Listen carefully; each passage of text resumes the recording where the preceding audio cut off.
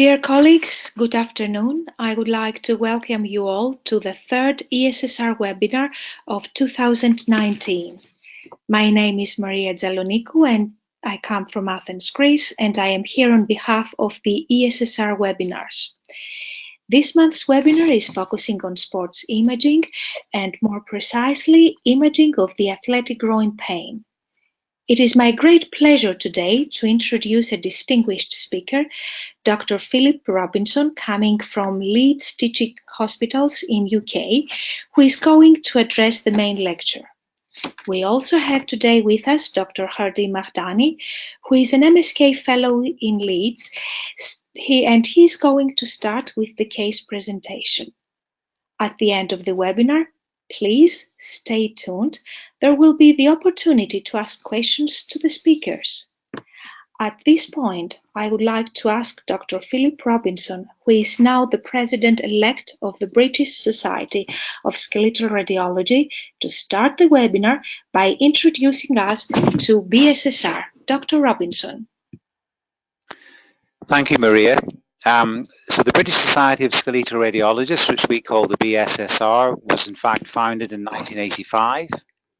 It was a group of ISS members, obviously British members, who founded the group. It was led by Dr. Dennis Stoker, who's a very famous oncology radiologist in bone sarcomas.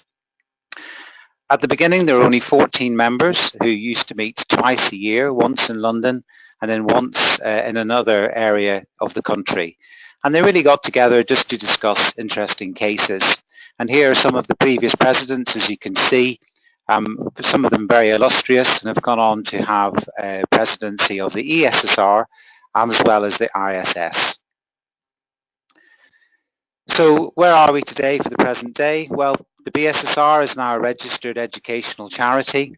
We have over 500 members, and that's including staff members and also trainee members. We're the specialist society for musculoskeletal radiology for advising on government policy and on other matters to other societies. We still have our 2 one-day meetings a year where we get together as members and present interesting cases and discuss informally. And we also have a more organized refresher course every 2 years, which usually has in the order of 500 to 600 attendees. And as we go forward, we're increasing our educational presence online and in terms of training schemes for radiologists. We also administer a number of research and education grants. So that's where we are today, and the images on the right show our last meeting. So we'll now move on to the case presentation, and I'll hand over to my colleague, Dr. Mahdani, who's a fellow here in Leeds, to talk about the first case. Thank you very much. Let's start looking at this interesting case.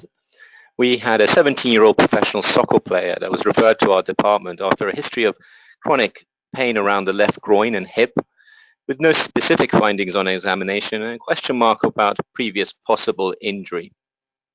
Let's start by looking at this coronal STIR imaging of the pelvis.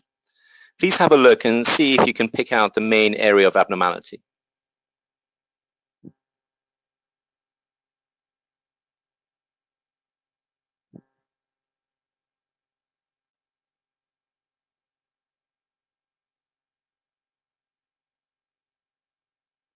Great. In Leeds, our protocol also includes thin 2mm slices with a tilted axial oblique orthogonal view highlighted here on the top right of the picture. This helps to better assess the anterior pelvis in much more detail. Again, please have a look as we go from top to bottom and see what the main abnormalities are.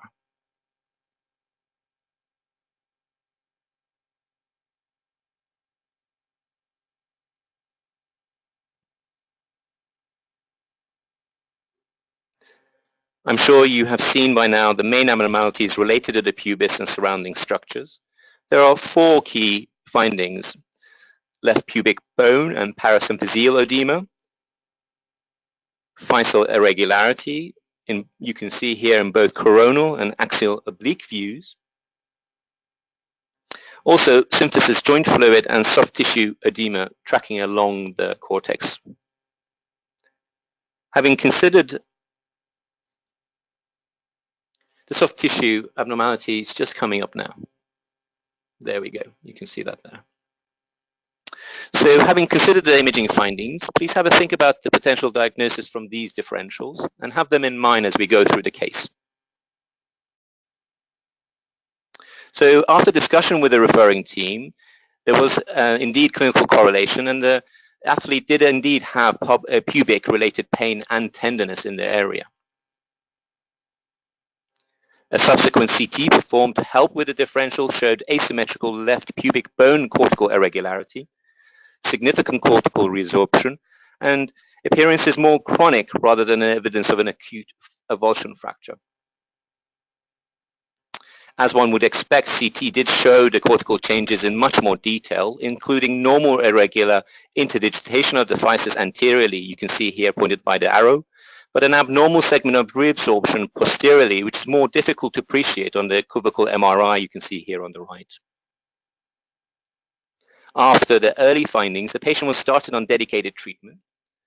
A follow-up MRI performed 4 months later showed persistent soft tissue edema, but much more improved findings with reduction of the marrow edema, better definition of the physis.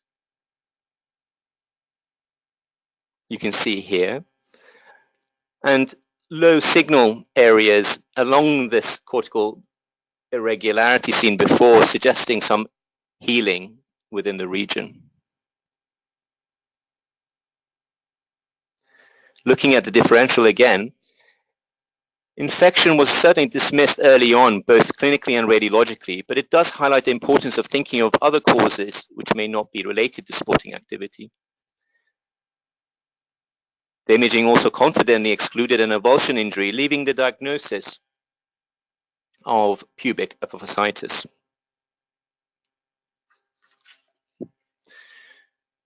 The imaging features of pubic apophysitis include marked marrow edema anterior medially and minimal soft tissue changes. And certainly radiographs and CT, although not always necessary, do show the pubic physeal irregularity as reabsorption and possible separation we highlighted in this case. Because of the stress forces included in the region in athletes, you can typically see some edema within the region in asymptomatic individuals, but not to the extent you've seen today. So it's important to always correlate the findings with the clinical.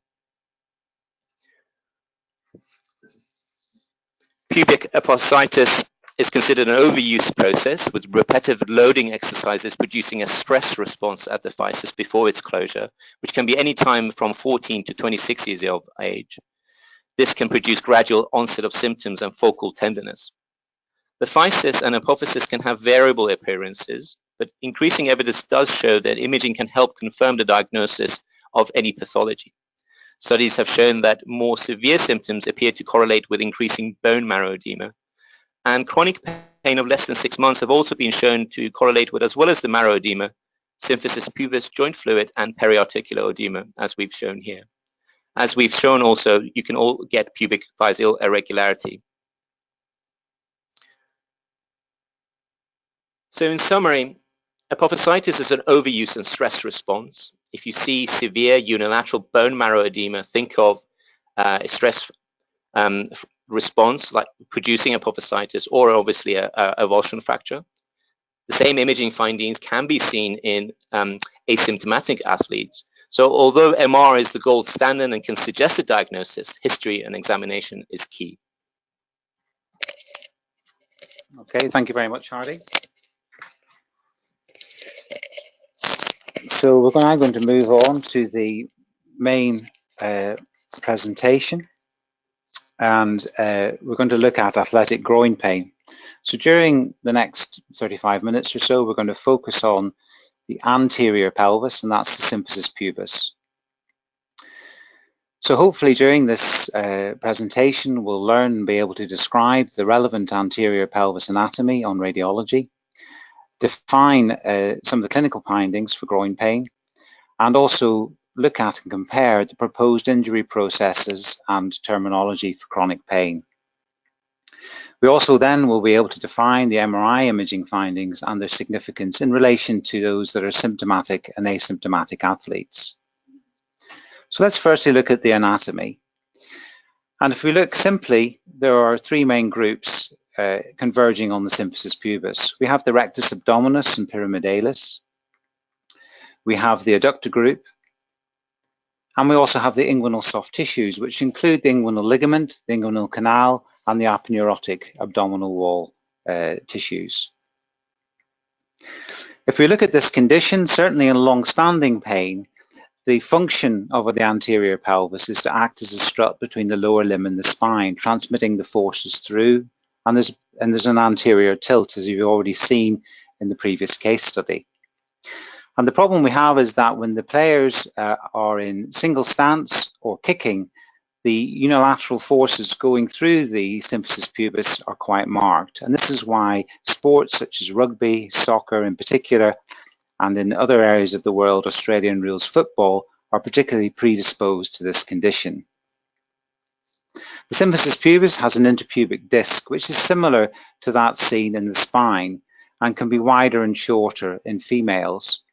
It has a primary slit-like cleft, which is normal, and is usually in the upper half of the disc, and that'll be important, as we'll see later. And again, it's larger and more prevalent in women. So this disc acts as a shock absorber, as does the capsular ligaments, which can be superior, inferior, anterior, and posterior, with the inferior ligament thought to be the strongest and sometimes termed the arcuate ligament. If we look at what happens in reality around this anterior pelvis region, you can see now that these soft tissues all merge together at the front of the symphysis pubis, converging down. And there are quite considerable vector forces acting through the erectus abdominis and the adductor group at the level of the anterior symphysis pubis. If we look more closely, the anatomical relationship is even more complex, as you can see here, with rectus abdominis and pyramidalis actually wrapping around the front of the disc and the capsule. And if we go slightly sagittal to this image, you can see that the capsule itself merges with the rectus abdominis and adductor longus. So in fact, these tissues are all continuous in nature, and an injury to one part often causes injury to the other part. So before we look at the bony anatomy a bit more in detail, let's ask the first question. So I've been told to ask these to keep you awake, so hopefully you're all still awake. And the first question is, the pubic apophysis, A, fuses by the age of 18, B, lies anteriorly and laterally, C, fuses to form a smooth cortex, and D, fuses with an irregular cortex, or E, irregularity correlates well with injury. So Angelica, please help us with the poll whenever this is ready.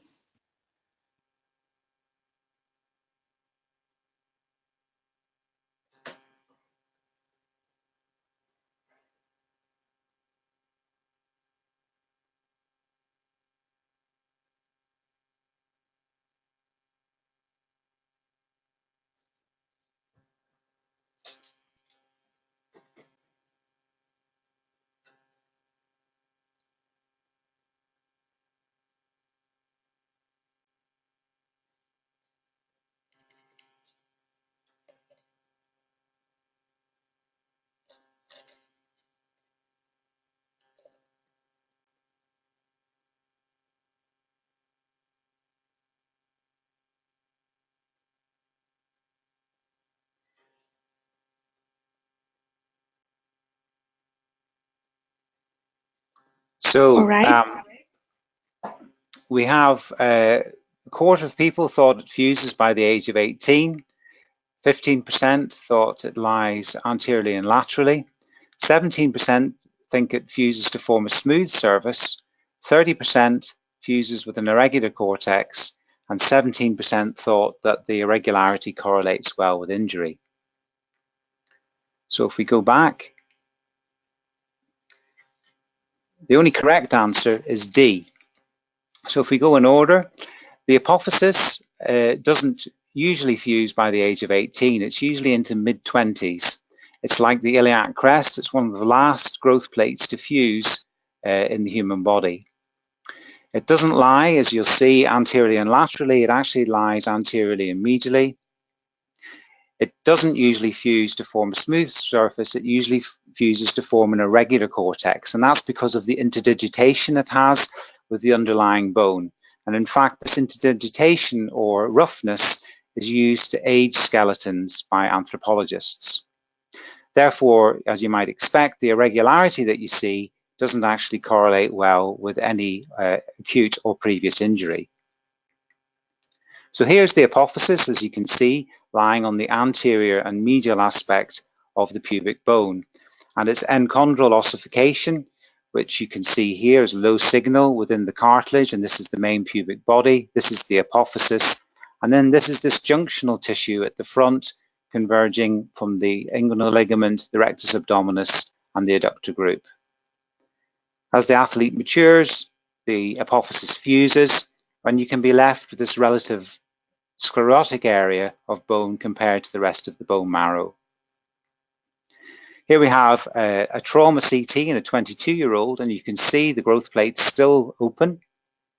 You can see that interdigitation, which you can see much more nicely on the sagittal view, and this is completely normal and will often fuse, mirroring this irregularity. And therefore, if you do ultrasound, you can be really caught out because it always looks irregular.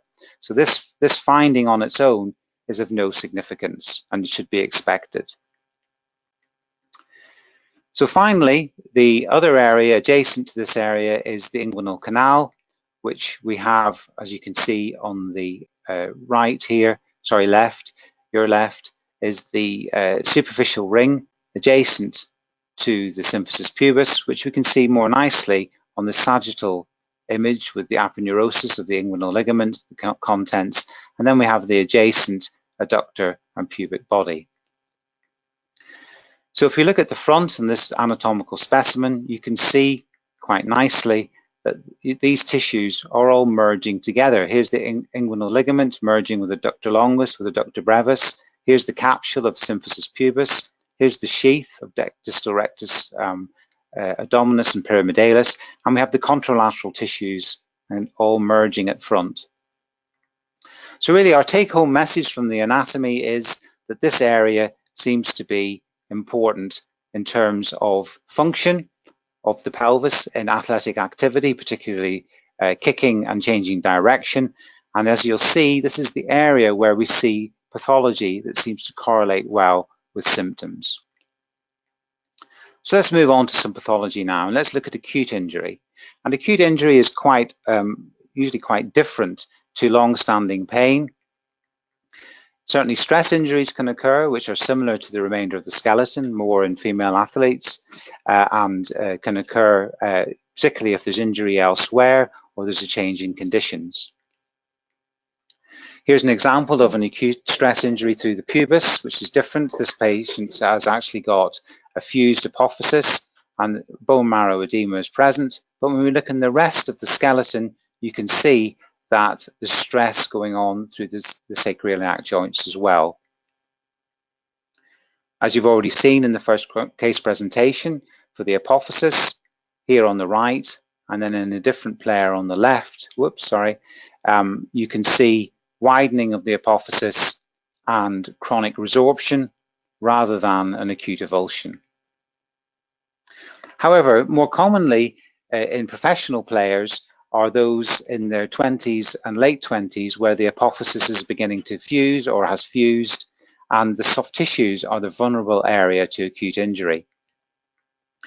Usually with an acute injury, there's severe pain and swelling, and the hemorrhage from the disrupted tissues causes quite marked scrotal hematoma, and the imaging techniques such as the MRI can assess this. So let's look at some examples. So on the left, we have a coronal T2 fat saturated image, and we're going to look through the corresponding axial oblique images.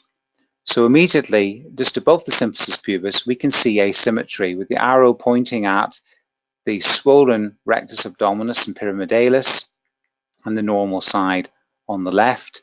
But you can also see asymmetry in the inguinal canal with normal appearances here and then swollen and hemorrhagic tissue, which is communicating with the hematoma in the rectus abdominis, because this tissue has all been acutely disrupted. More inferiorly, just anterior, there's continuing hemorrhage, more so on the right compared to the left, with some disruption of the capsule. And then more inferiorly, there's further edema. So again, you can see why hemorrhage proliferates out to the front and into the inguinal canal and can be quite concerning. Here's another example. The arrow on the left pointing to the inguinal canal hemorrhage, and the arrow on the right pointing to rectus abdominis. And then more anteriorly and inferiorly, you can see actual avulsion of the adductor group and pectineus away from the capsule and the bone. So let's now focus on long-standing groin pain. And this is groin pain that usually develops slowly over time. It can be very mild. It can be mild discomfort, usually at the end of the game. It can then progress to aching, especially in the morning. But as the patient begins to exercise, the symptoms remove. This can then progress to actually occurring during playing, exacerbated in those movements that we discussed, changing direction or cutting in and kicking. And quite often it can progress in severe form to being at rest. And sometimes it can even be exacerbated on sitting or sneezing, which is given to some of the clinical confusion regarding whether a hernia is present or not. If we look at the clinical literature, there's a lot of diagnostic confusion. And if we look at just the adductor group and bone, you can see all these terms have been described in clinical papers in relation to groin pain. And quite often it's the same thing. If we look at the inguinal canal, it's similar. People have described inguinal disruption, dehiscence, Gilmore's groin, Sportsman's hernia, and hockey groin. And because of these clinical terms, the radiology literature has also been influenced in giving multiple names to groin pain. If we look at the inguinal canal more specifically, there have been multiple surgical papers describing small series with no controls, and they've described possible problems such as posterior wall weakness, rectus abdominis change, conjoint tendon tears, external oblique tears involving the superficial ring, tears not involving the superficial ring, or just plain neuralgia. So you can see the area can be very confusing. Because of this, there was a consensus meeting in Doha in 2015, where they took specifically long-standing groin pain and tried to simplify things and make 4 main clinical entities. And this was to try and simplify terminology used by clinicians, but also to help with future research. And they defined 4 main clinical entities, not radiological, clinical, and this was adductor-related, pubic-related, inguinal-related, and iliopsoas-related. So if we take those 4 clinical areas as possible reasons to refer to you for imaging, I think we can simplify it even further, because adductor-related and pubic-related are often very similar in terms of anatomical location, obviously, but also in the type of clinician that refers to you. So if we say adductor-related and pubic are one of the main areas for referral, inguinal-related, where people are querying inguinal canal hernias or disruption, is the second. And then we're left with iliopsoas, which in reality is rarely a reason for referral. We've really got 2 clinical entities, adductor-related and pubic, and inguinal-related. So really, what's our take-home message from clinical assessment? There are 2 main groups that will be, or 2 main groups or 2 main types of history that will be referred to you. Clinicians that think it's adductor or pubic related, and for this we seem to find positive imaging findings. And then the group of clinicians who think it's inguinal related, such as a Sportsman's hernia, Gilmore's groin, whatever term they want to use, and for that, imaging, as we'll see, is typically negative. And I'm focusing on the 2 main causes that are referred in. Of course, you'd always think of other causes outside of the groin, such as hip and so on, to exclude that. But today our focus is on groin pain and the groin causes. So how should you assess the groin in terms of imaging on MRI? And in Leeds, we use a tailored technique where we use large field of view, coronal and axial T2 weighted fat suppressed sequences. And as you can see here, the patient usually lies supine with an anterior surface coil. We then go to small field of view, and this is crucial for looking at the often subtle changes that we're going to look at in the rest of the webinar. And therefore, it has to be small field of view, usually less than 250 millimeters, and using 2 to 3 millimeter slices. And typically in Leeds, we oblique these to the plane of the tilt of the pelvis, and we call it oblique axial. But other authors and researchers have described, true axial, coronal oblique, sagittal. It doesn't really matter as long as you make your sequences small field of view and slice thickness is thin. And therefore you can see we use oblique axial T1 weighted, then axial PD and T2 weighted with fat suppression, and then we do a sagittal sequence just through the symphysis pubis, which again is PD weighted, fat suppressed. And these are the sort of images you get with the oblique axials that allow you to focus on the symphysis pubis and that aponeurotic convergence that we've looked at in the anatomy at the front, involving the capsule, the inguinal ligament, the adductors, and the rectus abdominis pyramidalis. So let's look at imaging long-standing groin pain. And if we start today, there have been approximately 22 studies that have evaluated this. The majority of them are case control, and the vast majority are MRI based. But as you can see, there's a lot of heterogeneity in looking at different sports, ages, and sexes. Only 15 have included detailed clinical examination, and 14 studies use the same protocol for all their participants. And 4 studies have only assessed inter-observer variation. So before we move on, we're going to now ask a question about one of the signs described in the literature, and that's the pubic cleft sign. So again, if you can all wake up and get ready for answer this question. The pubic cleft sign is A, specific for current symptoms, B, disappears as the athlete recovers, C, is a complete tear of the capsule and origin of the adductors and rectus abdominis insertion, D, is a partial tear of the capsule of the adductors and rectus abdominis insertion, and E, is only seen on coronal sequences.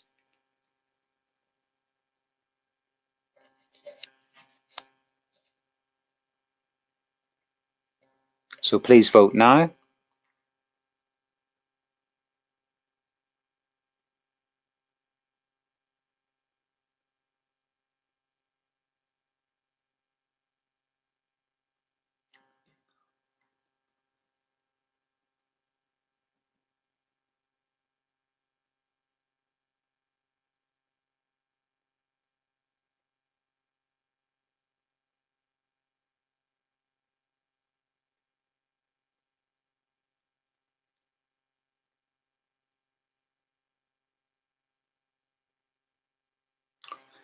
Okay, so the results are in, and 3% thought that the sign was specific for current symptoms.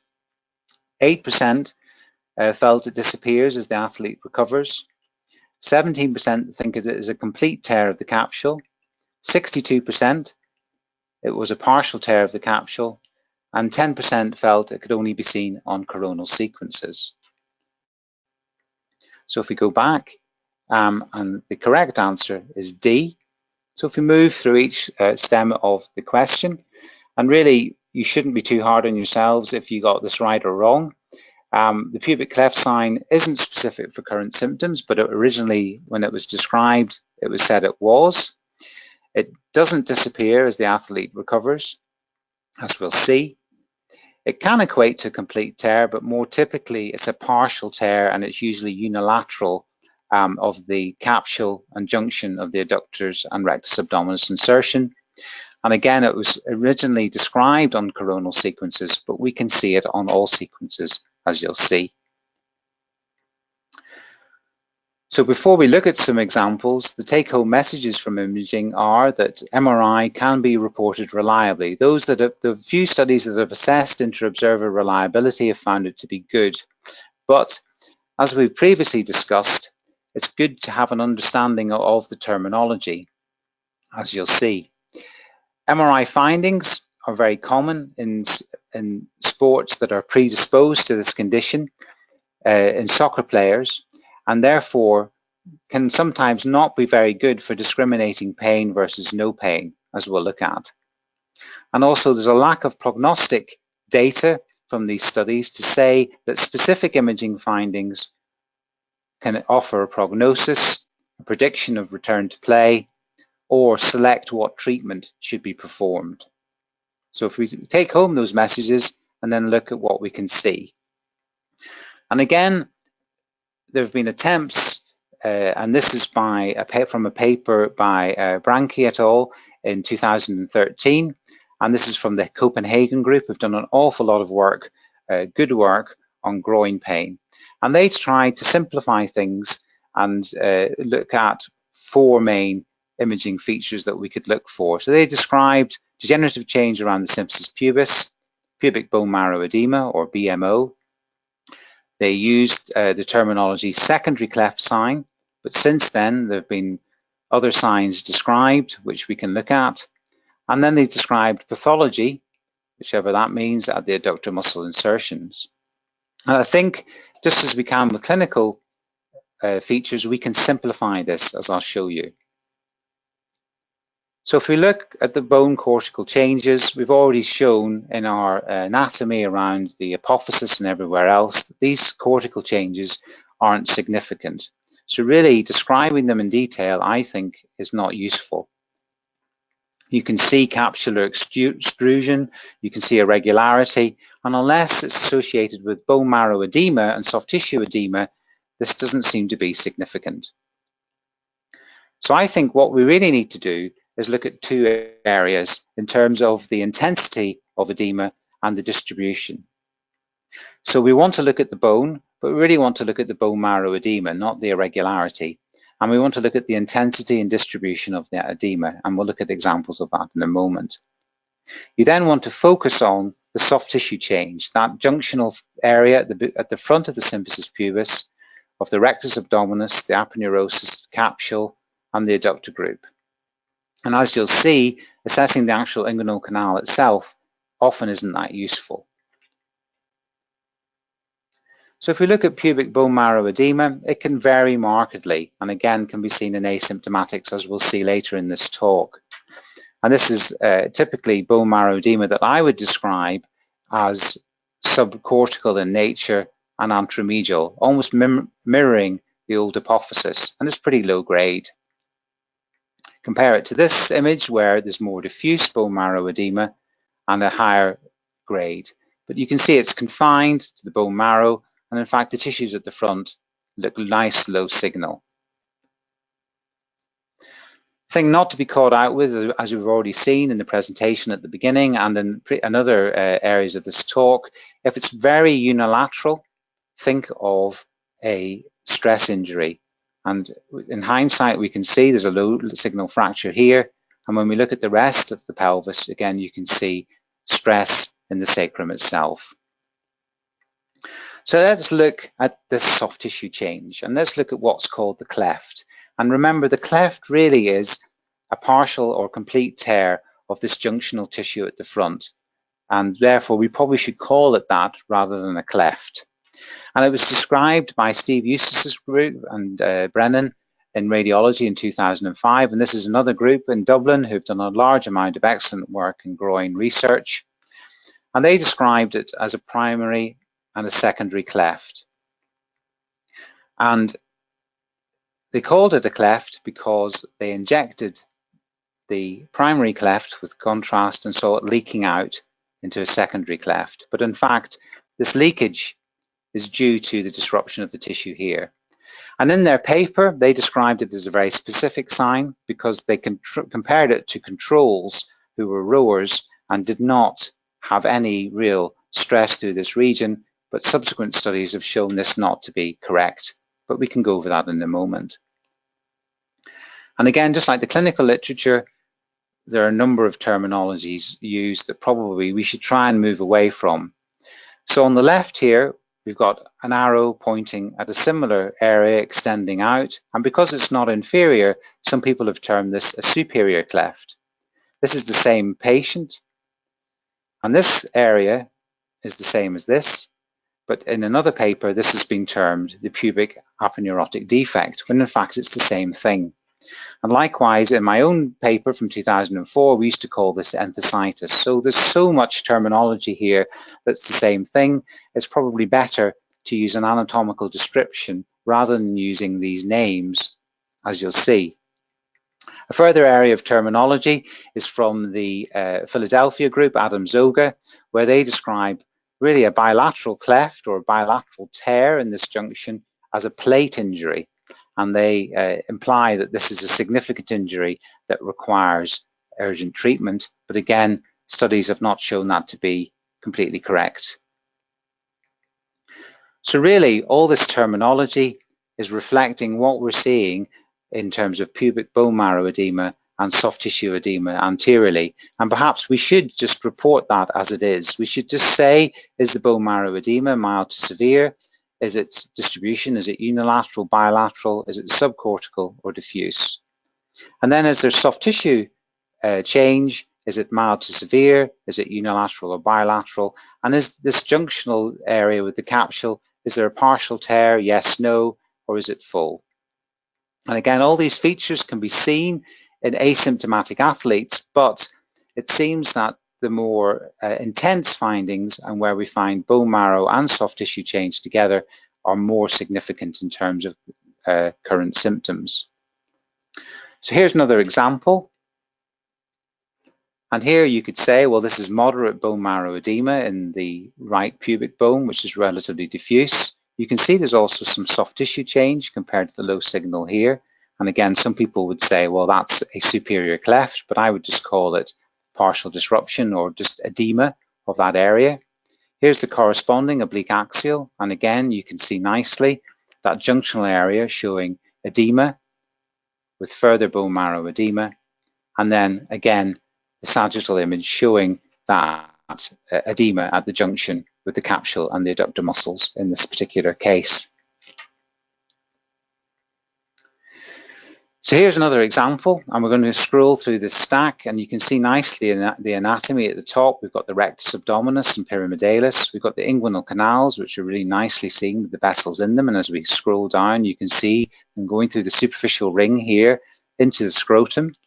And as we carry on down, rectus abdominis, and we get to the symphysis pubis, we start to see some signal change in the bone marrow and the old apophysis, more so on the right compared to the left at this point, but there seems to be more bone marrow edema here in the left pubic body. And as we carry on inferiorly, there's further edematous change at the junction with the capsule and the tissue, but the tissues themselves look intact. And as we carry on inferiorly, you can see there's more severe change here on the left. And this player had current left-sided symptoms. So again, a combination of signs seems more significant in terms of loading and more likely to have current clinical symptoms.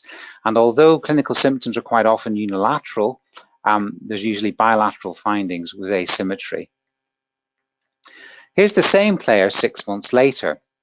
And you can see this coronal image shows fluid in the symphysis pubis. You can see there's still some edema here at the inferior margin at the junction of the capsule. And because of his previous problems, they were quite nervous to image him straight away. But in fact, his current symptoms were due to an acute tear distally. He had no symptoms here centrally. And if you look in the oblique axial sequences, this is the same scan. You can see there's persistent edema here at the front. It hasn't gone away.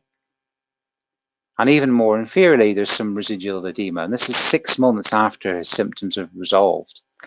And so these features never go back to looking completely normal. There's always some residual high signal, especially if the athlete is still active. So a number of studies have looked at asymptomatic players and found bone marrow edema, as you can see here. They found that you can see the cleft because the cleft is a disruption which then doesn't completely go back to looking normal. Remodeling, we see it all the time. And then when we look at canal movement dynamically on ultrasound, that also has wide variation, which is why it can be very unreliable. Here's another asymptomatic player, which if you just looked at the imaging, you'd say, well, there's a left-sided partial tear or even pubic cleft, if you want to call it that. But again, this was chronic. And so you can understand with the partial tear, it's healed in this position. So there's still some redundancy and allowing of fluid into this area. Here's another player who actually has left proximal hamstring paratendinopathy as the main clinical symptom. But you can see he has this old cleft on the left, which again is incidental in this case. Finally, this case, you can see that we have left-sided pubic bone marrow edema, relatively normal signal tissue here, but we have this sort of halo of edema around both sides. When we move to the oblique axials, you can see the edema more markedly, and you can also see there's right-sided change here. And again, this is another pitfall. This is somebody who's had surgery, and one of the operations performed is adductor tenotomy, and that's where they cut and release the adductor tendons here, and then they scar back down. You still get some residual edema, and the edema in the muscle is thought to be denervation from the incision at surgery. So this, in fact, is an asymptomatic finding in this particular athlete, and this was his pre-operative scan, which was he had right-sided symptoms and junctional change. Finally, I'll just talk quickly about ultrasound and the inguinal canal. And as I said, on MRI, typically the inguinal canal looks normal in MRI. So we can't see these micro tears and movement abnormalities that are described in the literature. And there was great excitement about 10 to 15 years ago with ultrasound that this would be really useful in this group of athletes because we could assess the canal dynamically and look for these abnormalities. And a number of findings have been described, and that's ballooning of the inguinal canal on straining. And it was felt that this kind of movement was due to an associated strain and would produce neural pain. However, subsequent studies have shown this does not reliably correlate with the side of symptoms and even in asymptomatic athletes. So one of the areas that can occur is compression of the canal. And so if we're looking at a sagittal sequence, a sagittal anatomical drawing here, this is the peritoneum with the bowel, this is the inguinal canal, and we're looking on ultrasound for protrusion and pushing onto the canal. No defect, because if there's a defect and bowel was pushing through, it would be a hernia. So this is just compression of the canal, but without a hernia. So this is the player lying supine. This is the inguinal canal, and this is the preperitoneal fat and bowel. And this is what happens when they strain. The canal becomes markedly compressed and angulated. And again, this was thought to be significant in defining this as an abnormality, but it's seen quite commonly in asymptomatic athletes.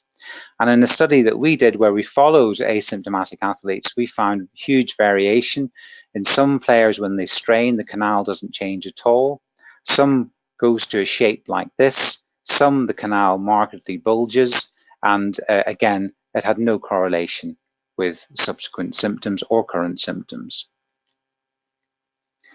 So in the final section of this talk, we're going to look at treatment. And before we discuss it in detail, we're going to ask a couple of questions. So the first question we're going to ask is the management of groin pain has been shown to give the most long-term benefit is ultrasound-guided diagnostic and therapeutic injections, for example, local anesthetic or steroid, or is it B, targeted rehabilitation programs, or is it C, surgery, which can include anything from tendon tenotomy, as we've already seen, to inguinal repair and reconstruction, or is it D, physiotherapy? So would you please vote now?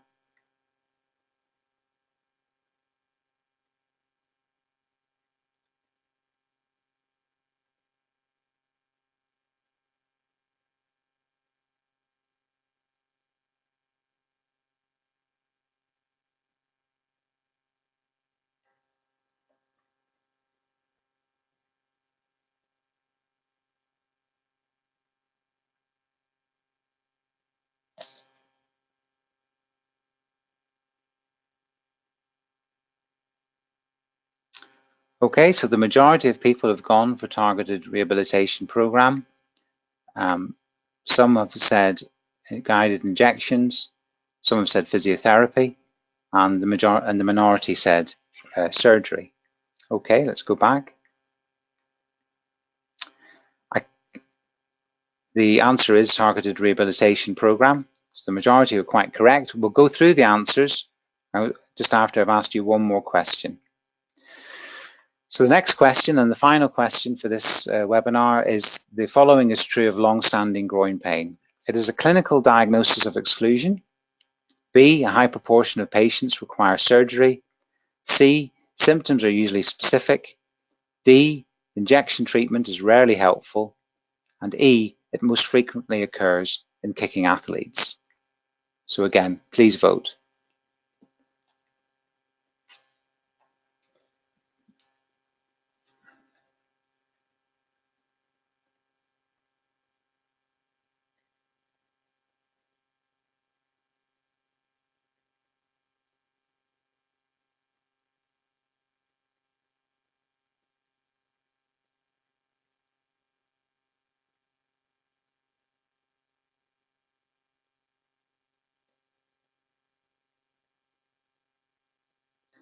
So the answers we have here, 20% nearly think it's a clinical diagnosis of exclusion.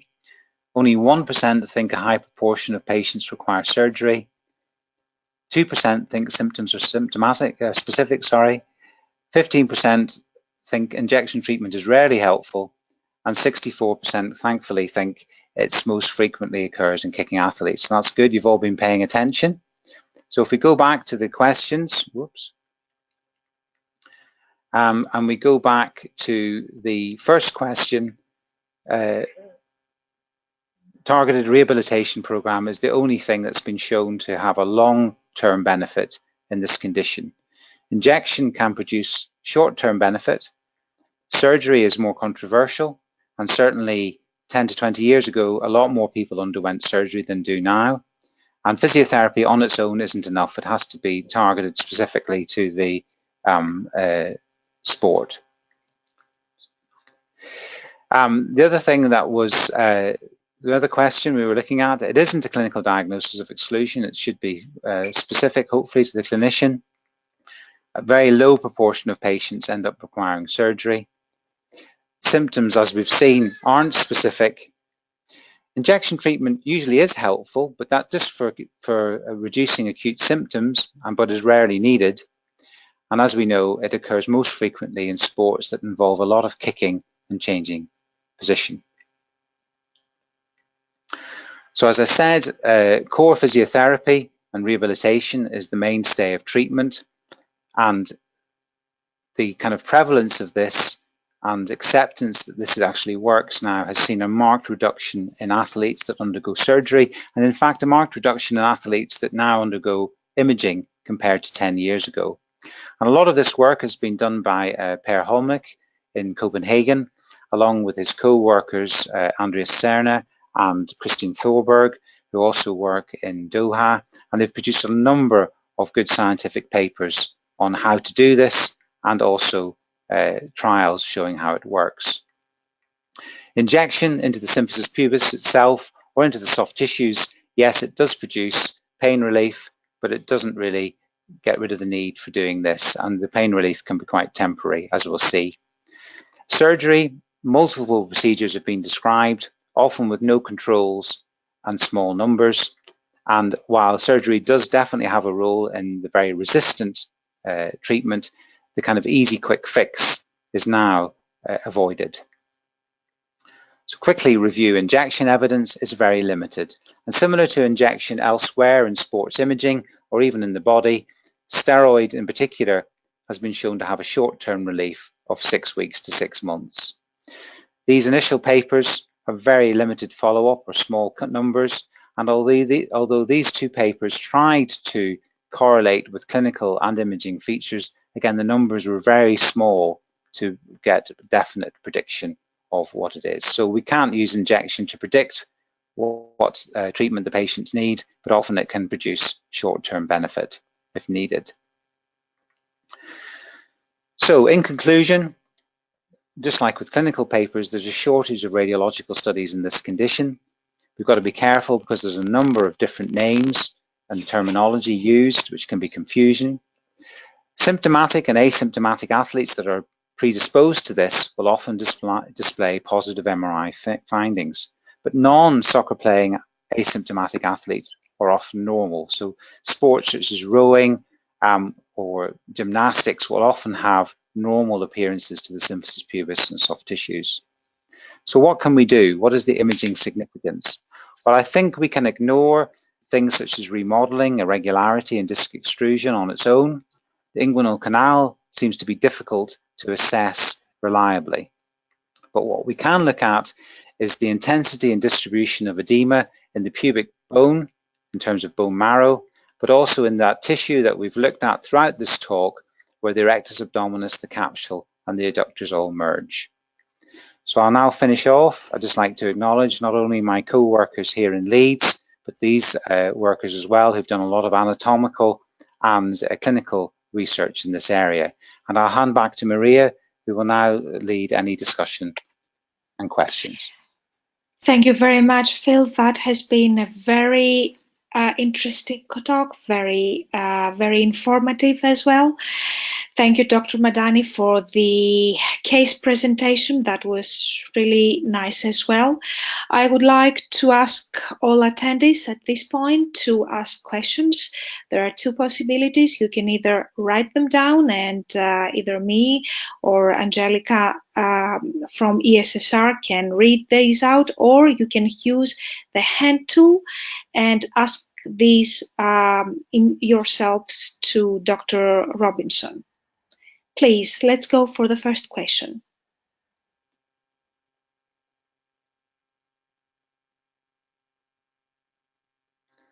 Well, I had an email today from somebody. Okay. If we start with that one, and they emailed me to ask, did I think 3T was superior to 1.5T, and what did I do to include assessment of the hips? Because quite often a lot of people believe that groin pain can originate from FAI and the hips.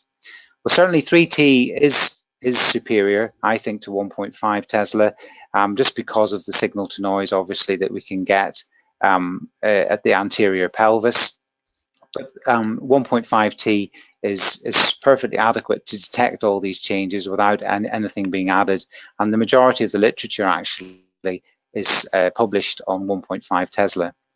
We do include additional sequences for the hip, and typically we do PD fat saturated sequences through the hip with a small field of view if there's a specific hip noted. But if we're just generally doing a screening, we have those large field of view images through the pelvis and the hip joints, but then we do small field of view sagittal PD fat suppressed imaging through each hip joint, because that usually shows you nicely the cartilage and the anterosuperior labrum, which is the main area where we get labral abnormality.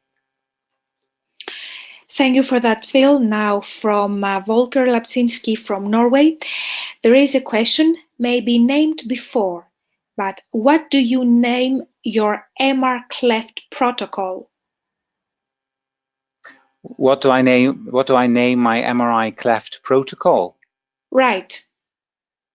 Oh, what we call the protocol, that well, we just call it a groin protocol.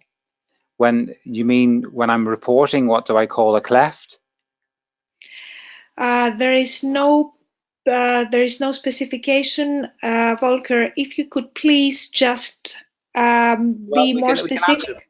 Yeah, we can answer both.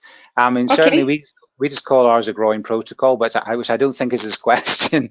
But I think if he means if I see what we call the cleft, do I call it a cleft? And I think that's a good question, because I've said throughout this talk that you should just describe the anatomy. So it's a partial tear of that junction of the capsule with the adductors and the rectus abdominis.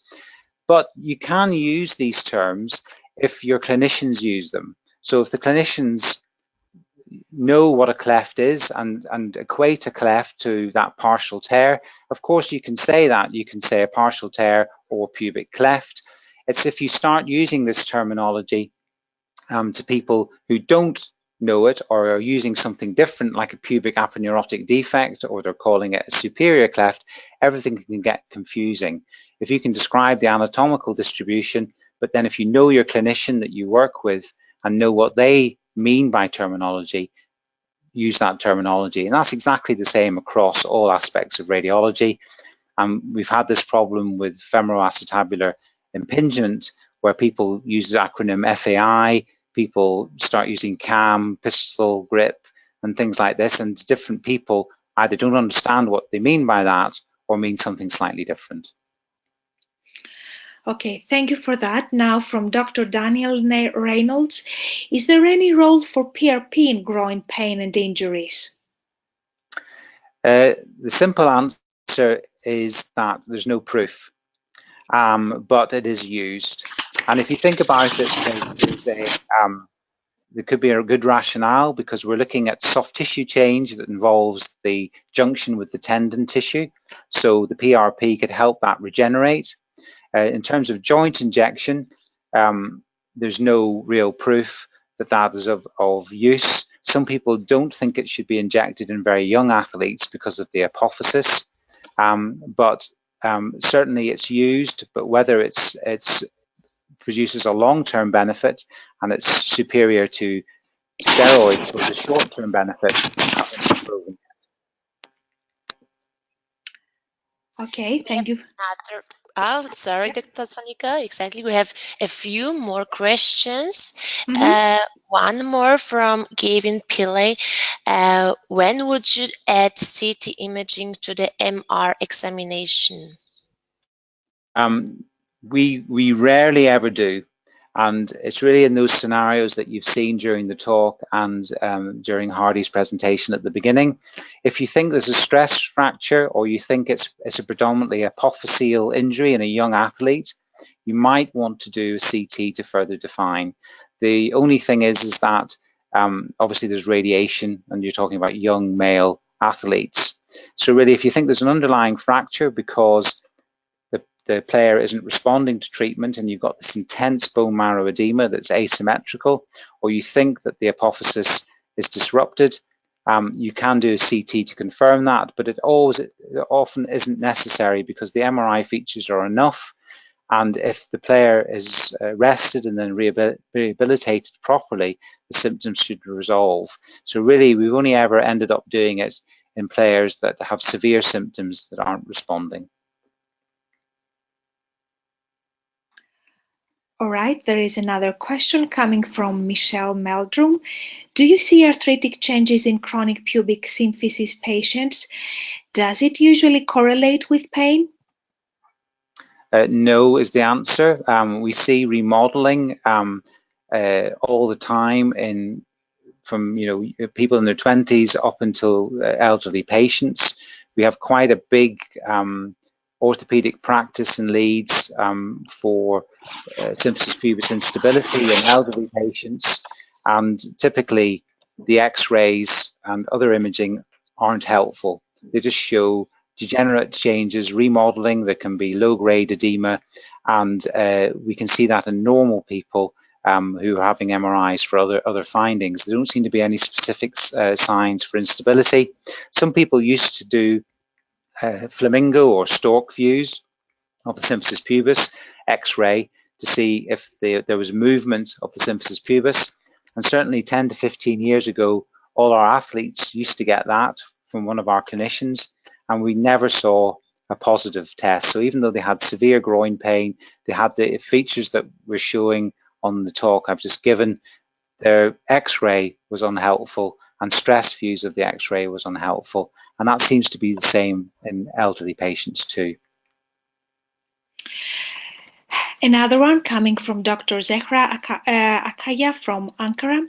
Thank you for this thorough presentation. I was wondering if these imaging findings are applicable for younger athletes, younger than adolescents. I don't have any personal experience. The youngest that we image are around 14 to 15-year-olds, and usually they're professional athletes, so skeletally they're actually probably a bit older in terms of they're around 15 to 16, and the findings that we've shown in relation to the apophysis certainly relate to them. Whether in younger patients on MRI, there's more edema because of increased vascularity and growth, I can't say. Certainly the CT appearances look exactly the same throughout. All right, now Volker again says, yes, that he wanted the protocol name, so I think you already answered that. And then Dr. Suzanne Diep-Stratton, what kind of imaging should we use to assess possible nerve compression like ilioinguinal or genitofemoral nerve? So that really falls into the inguinal area of theory, where it's thought that irritation of those nerves causes the groin pain and causes a kind of neuralgia. And we can use any technique you want. You can see it really nicely on ultrasound. You can follow them on MRI. But as I said, we rarely ever see an abnormality. We rarely see a nerve that is edematous or actively compressed. And the other problem we have in this region is that the huge variation. So the ilioinguinal and iliohypogastric nerves have huge variability in where they go in terms of piercing aponeuroses and muscles, and therefore imaging them on their own is usually not rewarding. You rarely see an abnormality, you rarely see a denervation pattern in the musculature that they supply. And we do use imaging to perform nerve blocks to see if that removes the symptoms. And we use the ultrasound in the proximal inguinal canal to anesthetize the nerve for some of our clinicians. But in terms of routine imaging on MRI and ultrasound, producing or finding an abnormality in this group of athletes is usually negative. Okay, thank you for that. And then Jean-Claude Canning is asking for the technique for unilateral PRP injection. Well, luckily, I think I've put an extra slide in if you want to see. Just there is some more to that, into the symphysis pubis or into the cleft. Yep, I'll show you this. The principle's the same. So this is a sagittal image just to show you. This is rectus abdominis pyramidalis wrapping around. This is the skin. This is the bladder, and this is the disc. And there's some indigitation at the apophysis. So you have the patient lying supine. And what I typically do is I ultrasound here just above the base of the penis, and you get a nice image of the disc, and then you just come in, usually with a green needle, into this area. So that's into the joint. If you want to go either side into the soft tissue, you use the same. You just scan slightly sagittal one way or the other. And that's the easiest way to do it. It's quite an uncomfortable procedure, obviously, because there's a lot of nerve innervation in that area. Mm-hmm. All right, I think someone has raised their hand to ask you something. Would you like to take that? Yeah, go ahead. I hope if I can see it. Okay, can you see that? No, I can't. What do I have to do? Do I have to click something specific? There was a hand tool, but I cannot see it at this point anymore. No, I can't. Okay. Oops, yeah, please, Angelica. I think this person left already our webinar. Oh, no, all right, okay. So there is some more raised hands. Giulio Pasta. Okay, I'm trying to connect him to the audio. Okay, please, Giulio. Can you hear us? No. I can't hear him.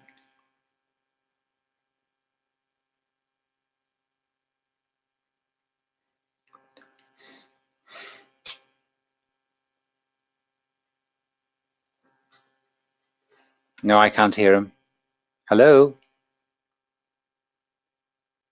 Can you hear me now? I can hear you now, Maria. I can't hear anybody else. Okay, all right. So we go on with another question. Does ultrasound play any role in the diagnosis? Is there any advantage in doing an ultrasound before MRI? By Seema during this question. My simple answer to that would be no. We used to do both, and now we just go to MRI because ultrasound is usually in professional athletes with long-standing pain. Ultrasound doesn't really add anything. You're not looking for acute tears, you're looking for these low-grade changes that we're seeing on MRI, and you just don't see them well with ultrasound at all. And assessing the inguinal canal is so variable that that it's of little use. Certainly in non-professional athletes, we use ultrasound quite a lot, and they don't always have an MRI. So we do an ultrasound to make sure there isn't a big tendon or muscle tear, and to make sure there isn't an actual hernia in the inguinal canal, because that's quite simple to treat.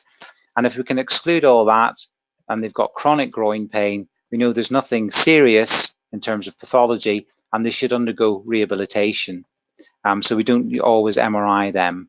But in professional athletes, we rarely use ultrasound unless there's a specific clinical query regarding a hernia or something they found clinically on examination, which is rare.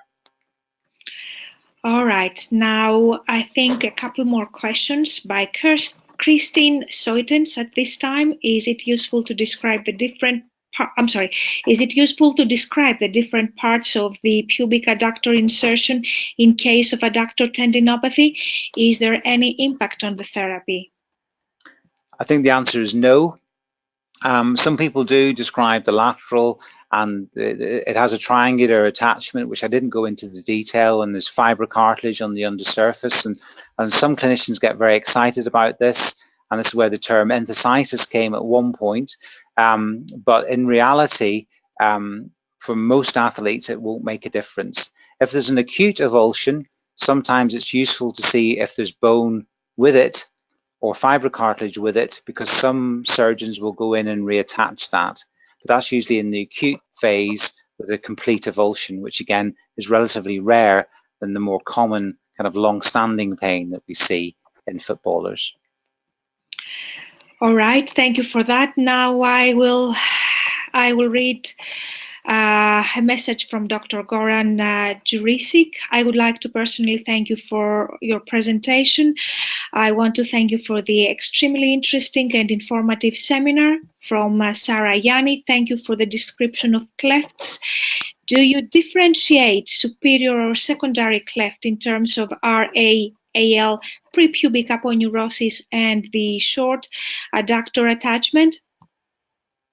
No. I must admit I don't use the term superior cleft. It's just a slightly different position for the injury that's occurring to the junction of the capsule. Yes, it's more superior, so you could argue, is it more rectus abdominis than adductor longus?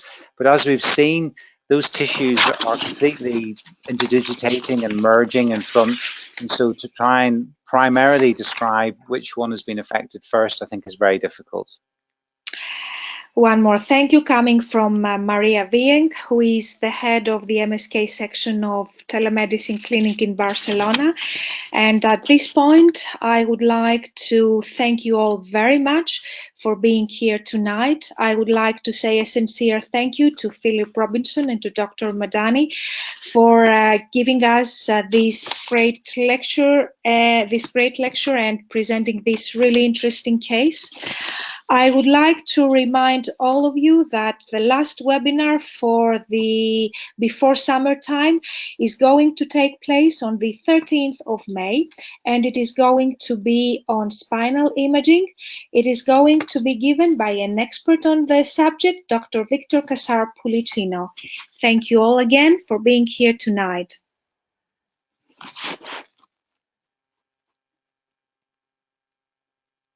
And this will be the end of the webinar. Okay, thank you very much, Maria. Thank you again. And thank you, Angelica.